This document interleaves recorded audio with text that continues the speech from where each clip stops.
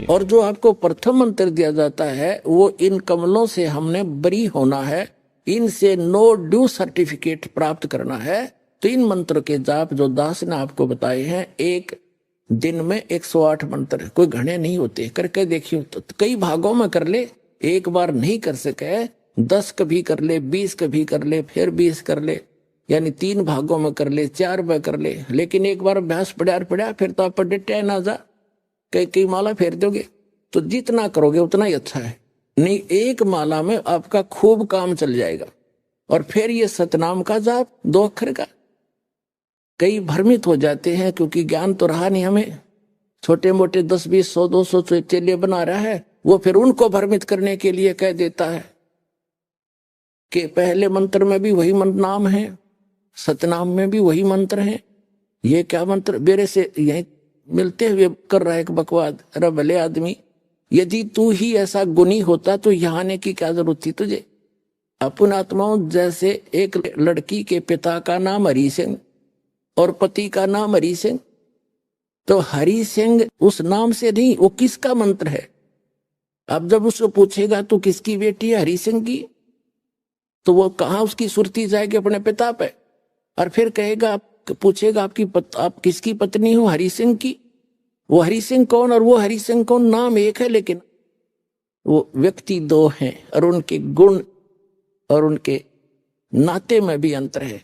इसी प्रकार जो मंत्र आपको दिए जाते हैं, दास जो मंत्र दे उसने ब्लाइंड फेथ करके देखो, ये प्रमाणित है।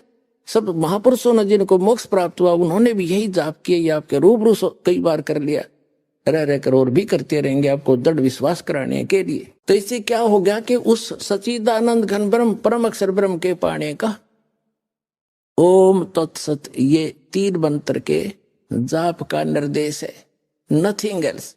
निर्देश का अर्थ है डायरेक्शन, अग्रम मग्रम नहीं, विकल्प नहीं इसका, फिर कोई और मंत्र नहीं है। कबीर परमेश्वर जी की असीम रजा से पुण्यात्माओं, आप ये सत्यनारायण कथा सुनने के लिए उपस्थित हुए। अभी तक हमने जिन भी भगवानों को सत्यनारायण मान करके साधनाएं की, वो हमारी अबोधता थी, हमें ज्ञान ठीक से नहीं मिला था। हम श्री विष्णु जी को सत्यनारायण मानकर उनकी कथा सुना करते थे। सत्यनारायण का अर्थ है सत्य माने अविनाशी, नारायण माने यानी भगवान परमात्मा जो जल के ऊपर विराजमान होने वाला। नार माने जल, आयन माने उस पर आकर के विराजमान होने वाला, उसको नारायण कहते हैं। तो सत्य माने अविनाशी, नारायण माने परमात्मा, वो भगवान जो जल के ऊपर आकर विराजमान होता है, वहां निवास करता है। तो श्री विष्णु जी सतोगुण भगवान हैं, ये नासवान हैं। श्री देवी पुराण सचित्र मोटा टाइप गीता प्रेस गोरखपुर से प्रकाशित के 123 पृष्ठ पर उसमें स्पष्ट लिखा हुआ है, विष्णु जी कहते हैं अपनी माता दुर्गा से कि तुम शुद्ध स्वरूपा हो, ये सारा संसार आप ही से उद्भासित हो रहा है। मैं ब्रह्मा और शंकर आप ही की कृपा से विद्यमान है। हमारा तो आविर्भाव माने जन्म और तिरोभाव मीन मृत्यु होती है, हम अविनाशी नहीं। तो हमने गलती से इस चतुर्भुजी भगवान विष्णु जी को सत्यनारायण मान लिया, हमारे धर्म गुरुओं को ज्ञान नहीं था। अब सत्यनारायण अविनाशी भगवान कौन है? सत्य साहिब कहो, सत्यनारायण कहो, परम अक्षर ब्रह्म कहो, ये कौन है? ये असंख्य ब्रह्मांड का रचनेहारा और संचालक, इन सब का जनक है। वो कौन है? उसका शुभ नाम क्या है? उनका शुभ नाम है बंदी छोड़ कबीर साहेब, कबीर परमेश्वर सत कबीर, यानी सत साहेब। सत साहेब तो उसकी उपमा है, उनका गुण है, और वास्तविक नाम उनका है कबीर परमेश्वर। वो कौन है? जो काशी के अंदर 120 वर्ष तक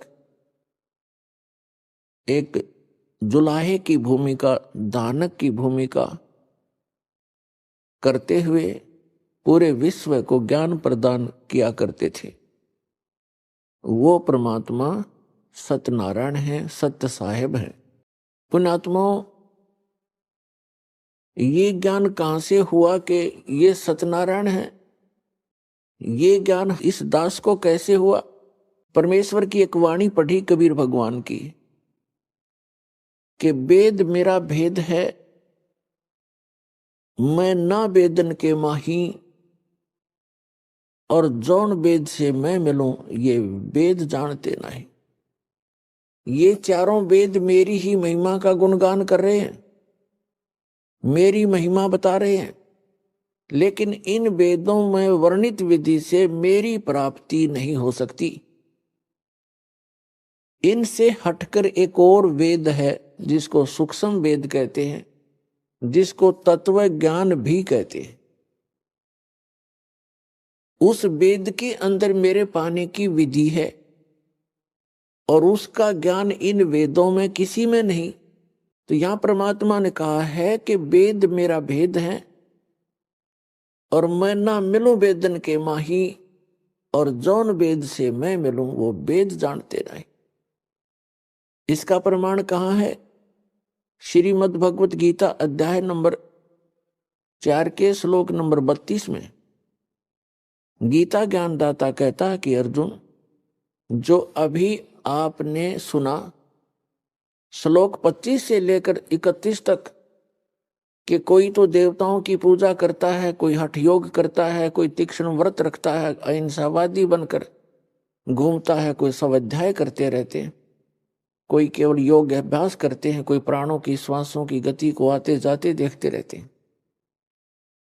ये सभी साधक अपनी साधना को पापनाशक जानते हैं, इसको अच्छा मानते हैं, तभी तो वो कर रहे हैं। जब उनको ज्ञान होगा कि साधना ठीक नहीं है तो तुरंत त्याग देंगे।